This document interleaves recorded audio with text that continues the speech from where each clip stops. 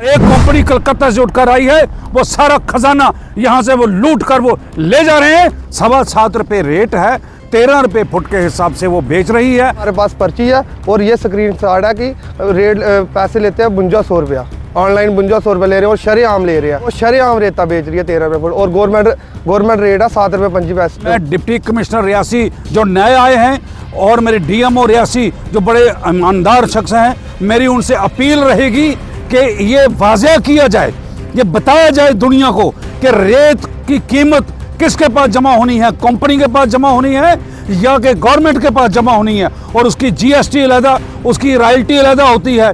तो मैं ये समझता हूँ कि ये बहुत बड़ा स्कैम है, बहुत बड़ा फ्रॉड है। मैं डिप्टी कमिश्नर रियासी को उनको आते ही ये पहला जो तोहफा हम उनको देने जा रहे हैं ताकि हम समझें कि वो इस पे एक्शन करें। कोई पार्टी बीजेपी हो या एनसी हो या कांग्रेस हो या पीडीपी हो, पार्टियां कौन होती हैं रेट फिक्स करने वाली? रेट फिक्स तो डिस्ट्रिक्ट मजिस्ट्रेट करेगा। मेरा नाम हरीश शर्मा है, मैं गवर्नमेंट कनेक्टर हूँ और जो हमारे रियासी डिस्ट्रिक्ट में सिल्ट कंपनी आई है वो रेत निकालने वाली सलाल डैम में उन्होंने बहुत गंद डाला है। वो 13 रुपये फुट से रेता बेच रही है हम आम लोगों को, और वो शरेआम रेता बेच रही है 13 रुपये फुट और गवर्नमेंट रेट है 7 रुपये 25 पैसे, 7 रुपये रेट है। और जो हमारे रियासी डीएमओ आए हैं उनसे हम ये रिक्वेस्ट करते हैं कि वो संज्ञान ले और नए डीसी आए हैं वो भी संज्ञान ले और देखें कि हमारे पास सब सबूत पड़े हैं। वो 400 फुट की ऐसे पर्ची पे रेट आता है, डीएमओ साहब कहते हैं पर्ची पे रेट आता है 2200 कुछ रुपया। ये हमारे पास पर्ची है और ये स्क्रीन शॉट है कि रेट पैसे लेते हैं 5200 रुपया, ऑनलाइन 5200 रुपये ले रहे हैं और शरेआम ले रहे हैं। ये नहीं है कि कोई वो ले रहे हैं या कुछ भी ले रहे हैं, शरेआम ले रहे हैं। इसीलिए हमारे नए डीसी साहब आए हैं, उनसे हम रिक्वेस्ट करते हैं कि जाएं और देखें और शरेआम उन पर कार्रवाई करें, मीडिया वालों को भी लेके जाए। और हमारी ये नहीं है, जो हमारे डीएमओ साहब आए हैं ये बड़े अच्छे बंदे हैं, तो और मतलब कार्रवाई करते हैं। ये नहीं है कि सबकी सुने और गरीब लोगों के ऊपर इतना स्ट्रेस पड़ रहा है। और मकान बनाते हैं 1.5 लाख रुपया सरकार देती है, उससे रेता ही 13 रुपये कुछ दे रहे हैं। वो कहाँ, जिसने इधर से उधमपुर लेना होगा 1.5 लाख रुपया सरकार दे रही है, 25,000 का उसका रेता पहुँचेगा, तो वो कैसे काम चलाएगी? कोई कंपनी आई है, रिड्स कंपनी है कोई, तो वो कलकत्ता की है, बम्बे की है, कहाँ की है, वो रेत जहाँ से जो है वो 13 रुपये फिट के हिसाब से जो है वो बेच रही है। और कुछ लोग जिन्होंने उनके साथ सौदेबाजी करके वो खामोश होकर बैठ गए हैं, बाकी आम जनता जो है वो पिसी जा रही है। 7.25 रुपये रेट है, 13 रुपये फुट के हिसाब से वो बेच रही है, जबकि उस रेत पर कंपनी का कोई हक नहीं है। ये पैसा स्टेट गवर्नमेंट के पास जमा होना चाहिए था, क्योंकि पहले ब्लॉक बेचे गए थे करोड़ों रुपए के। अब अगर उनका ठेका ख़त्म हो गया तो ये 13-14 किलोमीटर लंबी जो झील है, इसमें से जो रेत निकलेगी, वो रेत का जो पैसा है वो स्टेट गवर्नमेंट के पास, जो जम्मू कश्मीर की गवर्नमेंट है उसके पास जमा होगा। जबकि वो नहीं हो रहा है, वो सारे का सारा पैसा कंपनी की जेब में जा रहा है। और कुछ लोग जो उनके साथ मिल चुके हैं, पहले खुद ही वो मुखालफतें कर रहे थे, अब वो मिल चुके हैं। मैं ये समझता हूँ कि अगर 100 ट्रक वहाँ से जाता है तो आप 5200 रुपये की एक गाड़ी बनती है, 5200 रुपये की 5,000 सवा 5,000 की गाड़ी बनती है।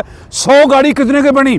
5-5.5 लाख रुपया रोज़ की रेत जो बिक रही है, और सारे का सारा पैसा जो वो कंपनी खा रही है, जबकि जम्मू कश्मीर गवर्नमेंट के खजाने में कोई पैसा जो है वो नहीं जा रहा है। और लोग जो हैं वो मजबूर हैं, वो ब्लैक मेलिंग जो वहाँ पर चल रही है, ब्लैक रेत लेने पर मजबूर हैं। कोई गरीब आदमी उसमें कोई फ़ायदा नहीं उठा पा रहा है, जबकि ये रेत दरिया के जरिए बहकर आएगी और 10-12 साल का ठेका उसको एनएचपीसी ने दिया है।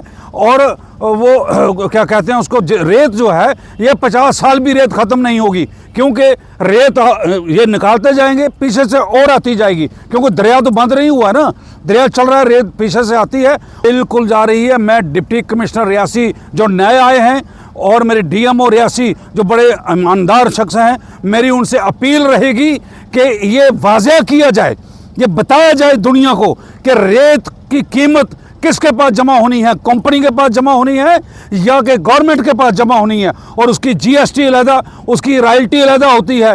तो मैं ये समझता हूँ कि ये बहुत बड़ा स्कैम है, बहुत बड़ा फ्रॉड है। मैं डिप्टी कमिश्नर रियासी को उनको आते ही ये पहला जो तोहफा हम उनको देने जा रहे हैं ताकि हम समझें कि वो इस पर एक्शन करें, ताकि ये जो ब्लैकमेलिंग, ये जो फ्रॉड है, ये जो स्कैम है, इसको पकड़ा जाए और इसमें इसको रेत निकालने के लिए मुख्तलिफ डिपार्टमेंट के जो एनओसी लेने होते हैं वो कहाँ हैं एनओसी, वो भी नहीं लिए गए हैं।